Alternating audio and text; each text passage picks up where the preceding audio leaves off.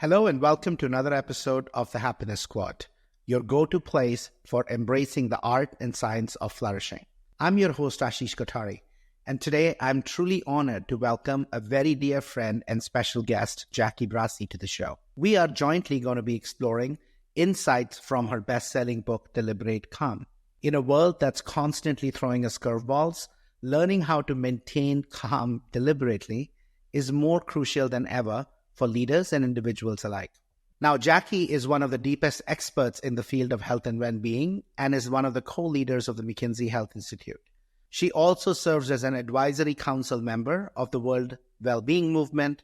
She's an advisory board member of Wellbeing at Work, and she also serves on the steering committee at Workforces Initiative at the World Economic Forum. With this rich background spanning approximately 25 years across international business and academia, she brings a wealth of knowledge to our conversation.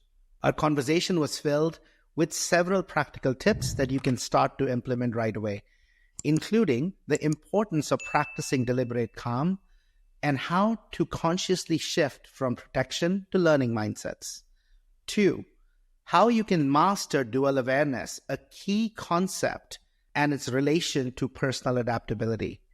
And 3, the role of purpose and psychological safety in practicing deliberate calm as a team. Stay till the end to hear some practical and personal practices from Jacqui that you can adopt to be deliberately calm and foster a resilient, adaptive approach to the complexities of life. So nice to be with you, Jacqui. Seems like old times. Welcome to the show. Thank you so much for having me, Ashish. It's wonderful to be here. You know, I'm going to just share with people, you truly are today practicing deliberate calm. I got a message from Jacqui yesterday while I was on a flight. It was a phone call and a text message. It was a frantic message saying, my husband's in the US. I've got sick kids. I'm not sure I can do the podcast. And then literally, sometimes I always say, friends, time is the biggest cure. By the time I landed, Jacqui had found deliberate calm or said, I am going to practice deliberate calm. This is a moment that I need to practice. And we are on a podcast now. So I am grateful. I know you're juggling a lot, but thank you for being Thank you. You need to be honest, Ashish. I withdrew my message again, right? So I was really struggling with it. But I found deliberate calm. You said it beautifully. So my friend, you and I have gone back, go back long ways. We started with adaptability and resilience. We wrote our article. And then since then, you've done so much research on that topic and you wrote Deliberate Calm. So talk a little bit about what is Deliberate Calm and why it is so needed for leaders, especially today. Yes, thank you for that question. And I just want to add, of course, I co-authored it with beautiful people, Michiel Kruijt and Aaron de Smet, and they deserve to be named, of course. So I was a humble fellow journey with them. So what is deliberate calm and why is it so important today? So let's start with today, because one key thing, if unpredictability increases, the need for deliberate calm increases exponentially with it. And what is happening today, right? There's so much unpredictability at home. I mean, I experience it here. An example was in your inbox, but also out there. The world is changing. It's unpredictable. The weather, the climate is changing. A lot of great things happening as well. But as a result of great things happening and development in IT, Gen AI, you name it, that also means a lot of change comes to people. And so one quote actually also made me realize it is important today, but certainly also tomorrow. Many people have said it. The pace of change today is never going to be as slow as it is today. I'm saying it in a little bit of a liberal loose way. And that is really true. So what is then deliberate calm? Because when unpredictability increases and when change is fast, you need to sometimes know when you actually need to pause and take a calm step back and how you do that. So it is all about keeping an open mind, being aware, and being able to take the right decisions in moments that matter. That's what this is about. I love it. And friends, this word gets thrown around, this phrase, change will never be, it'll never be as slow as it was yesterday. But I'd ask you to reflect on it for a bit. Just even think about the AI shift that we have seen between the start of 2023 and the end of 2023. ChatGPT became public and available and accessible right around 2023 to people. Reflect that journey about how disruptive that technology has been and how rapid the adoption has been in the last 12 months. And compare that to when the internet started in the beginning of 2000. That, or compare that to when telephones actually came around, 50 years to 10 years to 10 months. And we are just getting started. And so I love this notion, Jacqui, of like when things are happening so fast, they create fundamentally, within us, we get triggered, right? We're like, oh my God, what does it mean? And so many people just feel like things are changing so fast, let's move. And your invitation, I find, is so beautiful to say, yes, you need to move quickly, but before you move quickly, find that place of calm so you can choose consciously where you want to go rather than just react in the way you always react. Yeah. Someone said it beautifully recently as well. The biggest, most powerful tool that we have in uncertainty is actually to pause and not respond. But the first thing we want to do is to respond, because that is just our normal human nature. But it is super powerful. And that is true because often it is the wisest thing to do in that moment. Exactly. Yeah, and it's human nature because, we like to keep things under control. And so how do you take control? You act. Oftentimes we don't realize we make things worse when we just act, right? And now there's another issue. So you talked about pause as being an effective, key step towards practicing deliberate calm. What are some other key elements that fall under deliberate calm? So we, at the heart of what we practice when we practice deliberate calm is a concept that we call dual awareness. And that sounds beautiful, and everybody then thinks, what the heck is dual awareness? What is this now about? And it's too theoretical. But the simple thing is, it's actually about being aware of what is needed in the moment or in any situation wherever you are, and connect that with what's needed for you, what's going on inside. And often what is needed here, it's not in line with what goes on inside.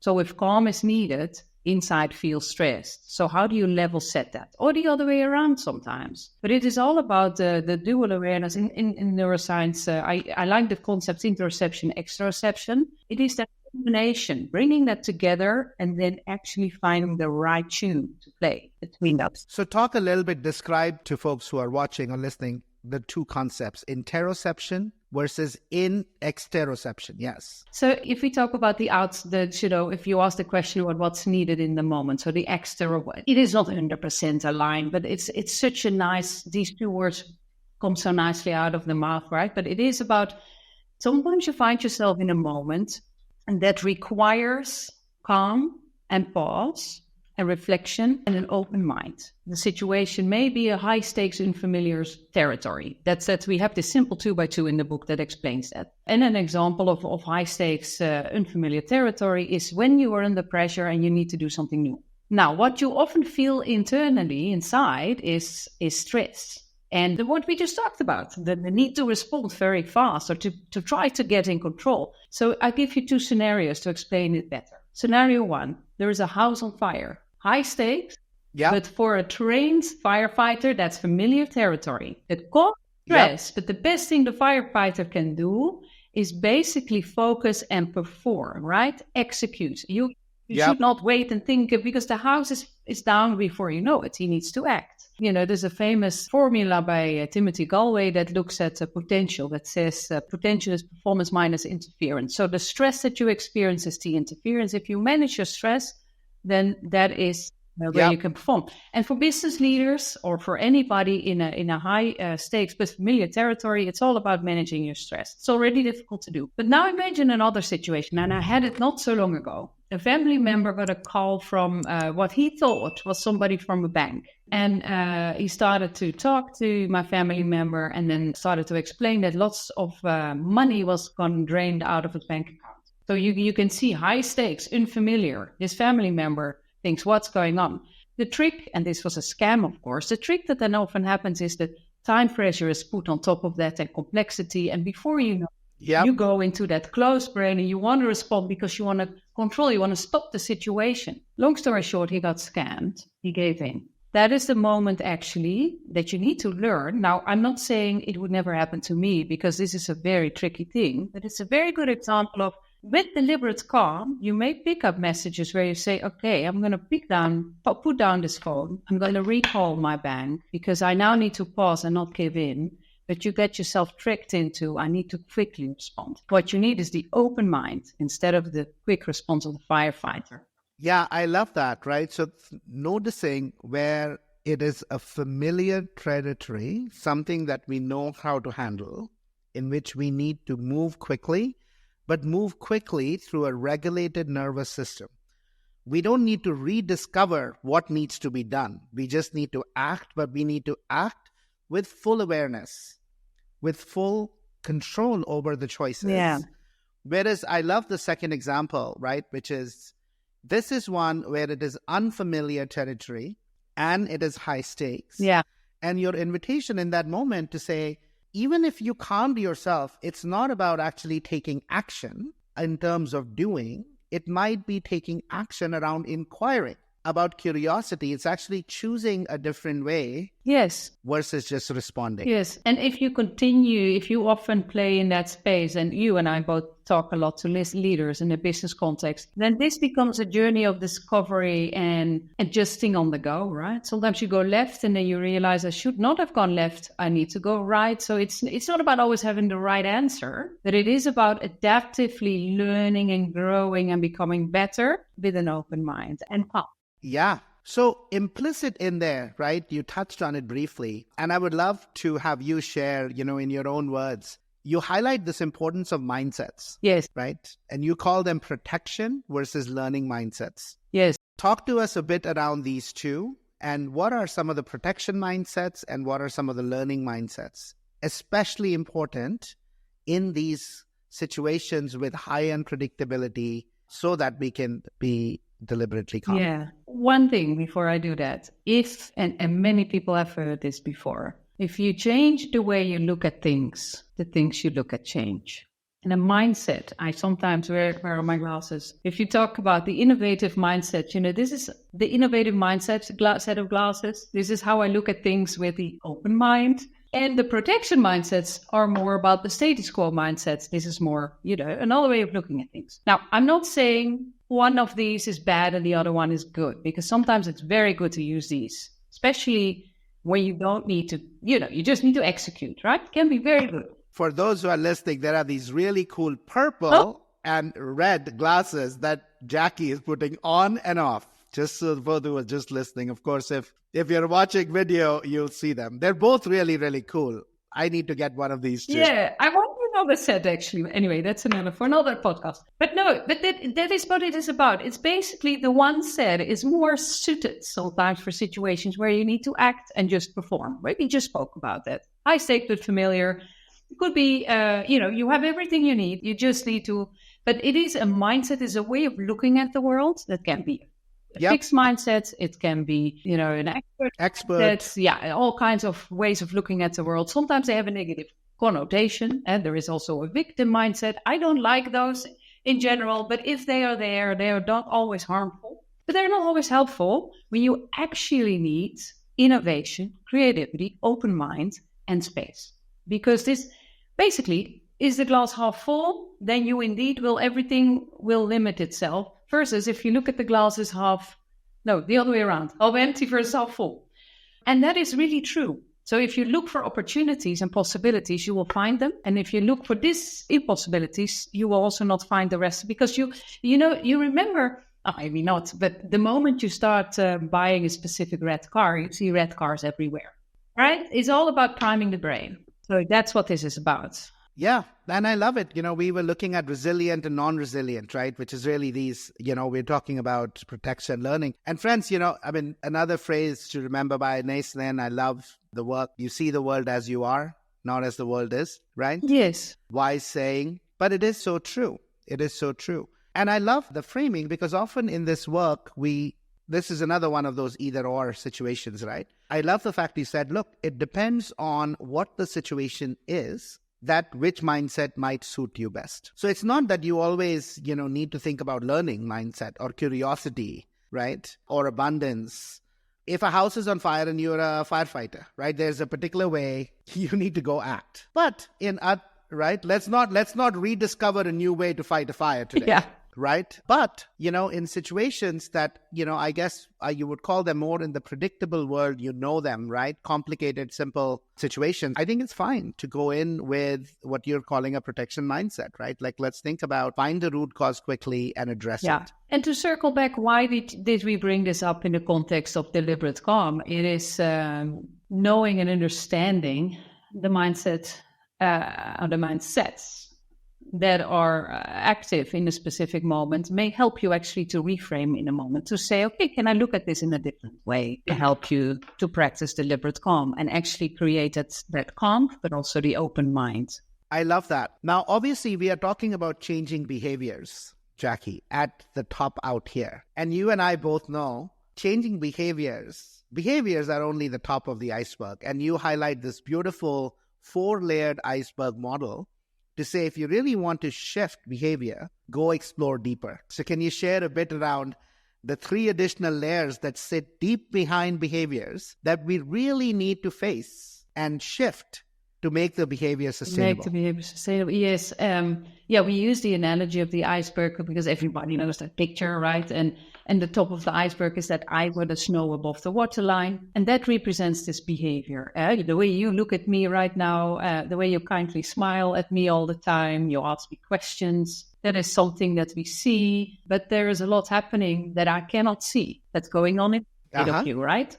And so the way we explain it, and it's not hyper scientific, but it is a very helpful, we've noticed it's a very helpful way for people to start understanding how then that change happens, is the first layer under the water are your thoughts or your feelings. But they influence most directly the immediate behavior, the immediate action. If you have a specific thought, then you act or you respond consciously or unconsciously, just happens. Feelings the same way. And it's very important. That can be a feeling, can be a thought that you have because you sense something in your body, but it may also be the result of stomach pain or whatever it is. Then the layer under that is those mindsets that feed, that almost are the frame that, and then your thoughts hop over that, your values or your beliefs. And under that is rooted your identity and where you come from. So there's basically a layer up. It's the hardest to change. And that is true. I mean, where you grew up and what you learned when you were a child will be with you forever, but it may get in the way of how you behave, or you discover that is actually happening and you create another route. So then other options are there. So you widen the aperture of what you believe or what you stand for. But those layers they're not important to change behavior directly, but they're important. They're helpful to understand because you need to become more conscious about what's holding you back, or that thoughts, or is there something else? And they inform. The nice thing is also another way of looking at it is, you mentioned the word already, we predict until we actually know for sure. And that prediction is based on what actually is under there, what we've been given in the past, right? We hope you're enjoying this episode. If you'd like to start building habits and integrating the Hardwired for Happiness practices into your life, come check out Rewire, our program on the Happiness Squad website. Rewire contains 30 5-minute micro practices that can help you truly build habits for a happier, healthier life filled with more love and meaning. The program uses the science of habit formation and the power of community to support you in moving from knowing to doing to being. Now, back to the episode. I mean, this model, I talk a lot around this in the Hardwired for Happiness. So anybody who's read that book, right, would be familiar, right, with this iceberg model. But friends, just think about this for a minute, right? Jacqui's got a copy of the book. I cherish it, always. So, think about this, my friends, and I'll give you a very simple, talk about how powerful this framing can be deep within. So imagine if you are like I was. I know Jacqui's not going to believe this, but at one stage in my life, I was actually quite shy and I had performance anxiety when talking in front of a lot of people. And what happens is the following. So just let's take that model. The behavior when I'm anxious might show up as I might explain more, or people can sense it. My feelings in my thoughts are, oh my God, people are going to laugh at me. I'm going to mess up. The feelings are my body is already getting ready to run. My heart rate is racing.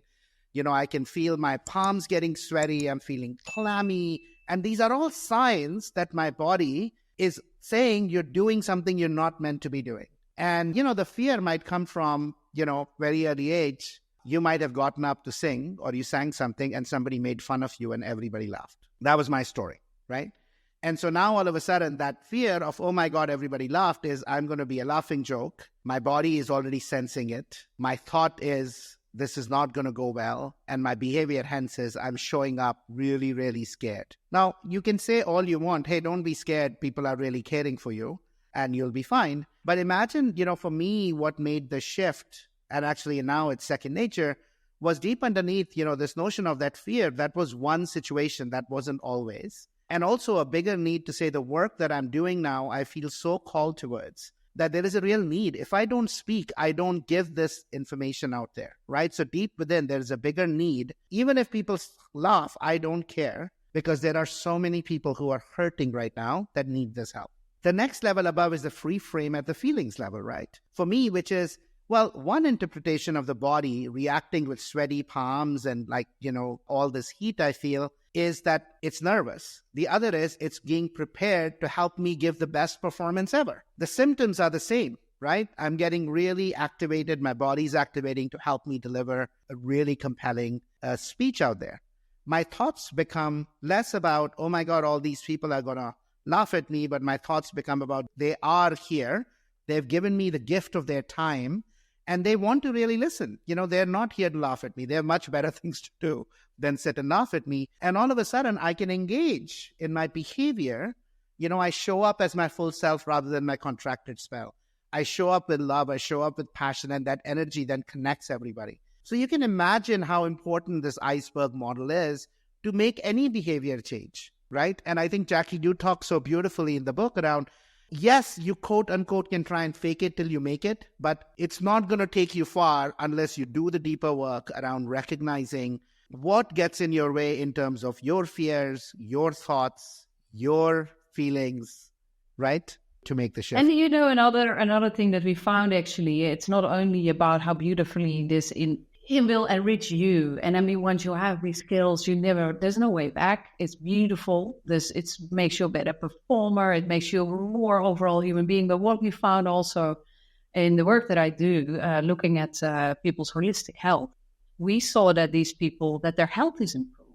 And actually a pilot study that I've done also that influenced directly heart rate variability. I mean, there's so many benefits from it. It's almost like, sometimes I call it, it's a way of life. It's we talk about operating model maybe later, but it's almost a way of life because there's no way back. For me, there's no way back. I don't know about you, but I love it. It's not easy because becoming more aware, you pick up everything, but there's no way back for me. Yeah, well, I can remember, 5 years ago, Jacqui, I would never talk about this word in the context of McKinsey. But since in the holistic well-being work, you put spirituality in the model, I'm going to go there on this podcast because it is a real thing. Science and spirituality are pointing to exactly the same thing. But really what you're talking about, it is a new way of life because in effect, it's an invitation to actually evolve our consciousness to a higher level so that we can create solutions from that evolved state of consciousness for the problems in the world that are more complex than our ability to hold it, right? Einstein, who said this, we have to evolve our consciousness. You cannot solve problems with the same level of consciousness that created it. Yeah. And that's why you're saying it's a new way of life. Like we have to. The world is more complex, more unpredictable. Change how you show up. Yeah. And we say often, it's a bit less inspirational than the way you say it, but it's relevant because in the working context, this is still relevant. Healthy work, healthy employees, healthy organizations, healthy communities. And we found that this set of skills are at the heart of it, actually. And spiritual health is so important and so relevant. And it has nothing to do with vagueness. I mean, the way we talk about it is about purpose and meaning. And that's what you also highlighted before. So it's very important. Yeah. I mean, that's the spiritual core, right? That is the core of who you are and how you make sense. For me, spirituality is just about recognizing that we are part of a bigger whole, isn't it? It's about union. So you talked a little bit around it in organizations. This is not just important for individuals for their well-being, right? But you talk about how important this is in a team setting and how important it is at an organizational setting. Can you tell a story, Jacqui, around a client that you might have done this work with or a team and how you saw them evolve, how they showed up, and what became possible for them. Yeah, this is all about, remember, we spoke about the iceberg, and when we talk about settings, so what I see you do doesn't mean I know what you think and what you believe and so on. And that's where we talk about how icebergs can collide, right? People sometimes think they can predict what people think because they can read faces. It's nonsense. It's also science has already proven that. So that advice is stay curious. You may laugh, Ashish, or you may be looking happy, but who knows what's going on for Ashish in the moment, right? And for anybody in the team. But anyway, in team settings, we actually many beautiful examples. And it depends on where teams come from. But the first thing is always give them the language and the tools to actually understand what this is about. You start with the individual and then you expand with the teams. But you can, once you actually start as different, because a team is a set of icebergs together, if you can start working together, that is wonderful. But if you all collide, and we have all been in teams that have been colliding, it doesn't have any effective outcomes. So it's about teaching people, what is this about? Having a set of languages, have a language, and then start practicing in the moment. And with a good facilitator, you can realize that. And eventually people start using the language and intervene. And they say, can we have this little moment? Can we have an awareness moment? Or can we have, it is about having the ability to actually give words to what people feel in their stomachs. And so when do you see it really well applied is if you have, yes, if you need to run operations meetings and you have 30 minutes and you need to do quick stuff, it's not super relevant. When you need to think about the future of your organization and you need to talk about innovation and you are not allowing deliberate calm in the room and humility and openness and, have the right words to talk about different problems, elephants that need to come to the table, then you get the little chief dons and the kings at the table that do not talk but fight invisibly. You see it, but you don't. It's not said. So the moment, and I've seen it multiple times, this is brought into the mix, it unleashes a lot of potential because people start listening, people start understanding each other, and it's less about... They stop blaming, right? They stop blaming each other, making villains. They start taking accountability for the fact that they actually feel like they want to blame, but now they won't blame. It's all about that. It's really beautiful. It's not so much about blame that is played and that feels horrible, and everybody feels it, but nobody can give words to it. But then everybody shows up and say, hey, listen, I take accountability for actually my misbehavior here. Or I take accountability for speaking up. So that's beautiful. How you do it is a journey, right? You need time. You cannot just say, I push a button and now my team is deliberate calm. It takes time. Yeah. So I want to go there next. But before that, this other element that you so beautifully weaved in, it's at the heart of the work I'm doing. I'm so glad you have this as a core, actually, at a team level. Learning and being able to voice requires such an important ingredient, right? Requires psychological safety. And unless the leader creates that as almost a critical foundational element to practice deliberate calm, we're not going to get there. Yeah. So it's contagious, right? Right. If the behavior is contagious, and if the leader is showing up with deliberate calm, that's contagious. But also the other side, toxic behavior is contagious. So what are you engulfing the sunshine, or do you put the cloud over the team? That's basically the question. What does a typical journey, Jacqui? Let's say there was a leader, right? There's a CFO or there's a head of a business who says, "Okay, I get it. I can see the benefit. I see that the world is more changing fast, and I don't think we're pausing enough to kind of create this space." What would a journey like that, Jacqui, look like for them? Yeah. To really build this core capability, this new way of operating in the world that's going to be the driver behind their success or failure? Yeah. Well, there are multiple routes, but a very successful route is you start with a leadership team and you actually start working with them to have them learn and embody this new set of skills. And that is not something set apart from the business context. You weave it into the business context and the business agenda, right? You feed it with content. And so you take them on this journey of a number of weeks or a couple of months. Sometimes it takes a different location. Sometimes there are different variations. And then you can choose. What we often do is then you actually cascade. So you bring that then to the teams of the top leadership team. And what we have done successfully, you can actually roll it out in a whole organization if you have the digital assets. So you can train actually relatively easy a whole organization on these set of skills virtually, digitally, over a number of months. And if the engagement is high, then we see fantastic outcomes versus engagement that is lower. So we had a control group setting for that. Yeah. And how do you increase engagement? What might be some tips for people? Because people are incredibly busy, right? Yeah. And we might, many leaders say, well, I can do training. I don't have time to do training. But let's say even if I did it, are people actually implementing it?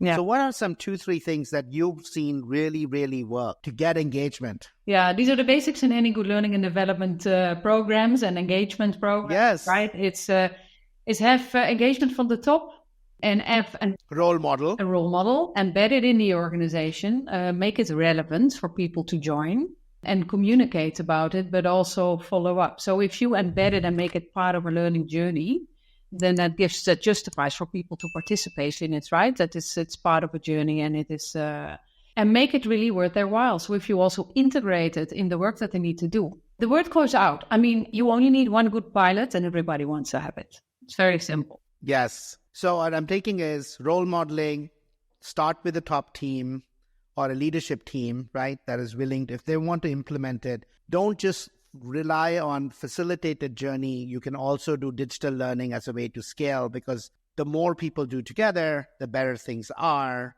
And what you're also saying is, so important. In all of this, you're also saying this role of role models, right, as being so important. It's either leadership's going to show up and through daily actions make it happen. You will see. And if you have a successful pilot, more people will want that. So nothing succeeds like success. That's absolutely true. But role modeling is super key, of course. I mean, that is, and that is sometimes underestimated, but it's so important to just have a few people that actually can champion. But they will. I mean, if you get the good version of this, they will, right? That's what our... Exactly. So I want to shift a little bit, Jacqui, keeping an eye on the time. I want to shift from, we talked about deliberate calm. We talked about the framework. We talked about the importance for organizations, for teams, how they might go do it. I want to actually turn and put the spotlight on you. And I want to hear from you on what are some personal tips from your own operating model, right? You are at the heart of the research the firm does. I think in the last 2 years, you're the only one I know who wrote 2 books, not 3, who also was at the heart of the Wellbeing research work that the firm is doing. I don't know how many articles. You're also helping client teams. You're a mom, you're a daughter. There are so many roles you play, but somehow you always are able to find you're able to find that energy. You're able to navigate all of this. What's your secret? What are some 2 or 3 things that are non-negotiables for Jacqui that allow you to kind of be, deliver and perform at the level that you do? Yeah. The heart of everything is that I really live my purpose. So I really focus on what I want to do and I cut out the stuff that I don't want to do. And that is very liberating. But for some people, it feels risky because I don't identify with a role. So I really do what's purposeful. Purpose is a really big deal for you. Purpose is a huge deal. And then non-negotiable for me is trying to sleep very well. And non-negotiable for me is daily walks. Non-negotiable is also showing up, and maybe that should be the number one, showing up when the children and the family need me. And the way I manage stress is, the way I actually have the operating model that I have gives me a lot of flexibility. It's very hard work, but flexibility is everything for me. I love hard work, but I need time to recover and I need to work with the people that I trust. And I do. I'm lucky. I'm so lucky. I can be totally myself. And when I really feel challenged, I practice a lot of breathing exercise and get really centering, getting into my body and feeling where I am and then taking a break, standing at my desk. Sometimes I choose that. I set intention in the morning, which means I look ahead of the day. What's the day going to look like? And if by chance it's fully booked back to back to back, I take action because I don't believe in that. So you need to take breaks. And so there are so many things, but these are the most important ones. I try to eat healthy, but that's very hard for me. I love sugar. And Ashish, I love laughing. So I love, positive progress, doing positive things. That is beautiful. But I have my struggles. As you know, I've told you my story. We all do. Life has struggles, but it's these skills and habits that we build, routines that we build. That's what I always say. This is not about perfection, but it's about progress. Imperfection. That is so beautiful. That's life, right? It's just what it is. That is life. I was walking with somebody the other day. We were on a walk near Chautauqua here. And, he's a super senior, very successful person. And he said, I feel like a fake. I know my imperfections and things aren't the way they are. And I asked him, I said, just look around you. When we are walking, it was the most beautiful, right? Chautauqua, the Flatirons are just so beautiful. And everywhere we see out there, we see beauty. And I said, do you notice that no tree is like the other? Do you notice that this tree actually is almost bent? But we're not judging anything out there. We are accepting nature in its true imperfect form as a perfect scene.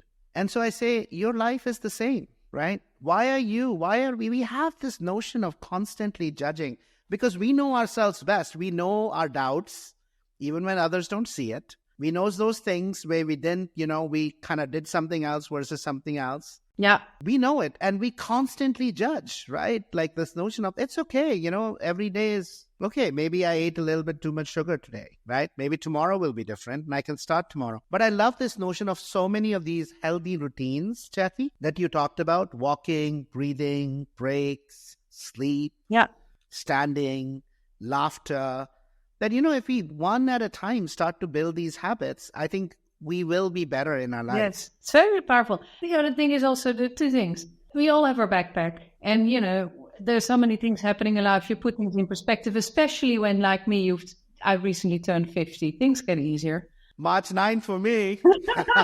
Whoa, congrats. Ahead of time already. And we made it here. That's wonderful. And, the other thing is also, it's different for everyone. And we all can find what works for us. I like so many things, but they also change over the years. And then I go back to others. I like running as well. I mean, there's so much. The moment and the other thing, I used to believe, I need to start with a new habit on a Monday. It needed to be perfect. And then if I would miss it on Tuesday, okay, next Monday I start again. No longer. You can start now. If you mess up, start again the same minutes. It's an ongoing thing. It's fine. Every breath is an opportunity to start a new Wonderful. Thing. Yeah. Well, this was amazing, Jacqui. Thank you. Thank you for fitting us in. Thank you for spending the time. I am grateful for our friendship, for all the time we worked together. You're amazing. Keep shining your light, my dear friend. Thank you so much. Likewise, and it's been a delight to be here. That wraps up another episode of the Happiness Squad podcast. We hope you found the insights actionable to enhance your journey towards happiness and fill your life with more joy, health, love, and meaning. Please consider leaving us a review and share the podcast with anyone in your professional or personal life who you feel will benefit from some of these very insights. It's a really simple way to extend support and spread positivity. Take care, and remember, happiness is a choice that's available to you moment to moment in the here and now. Take care and see you next week.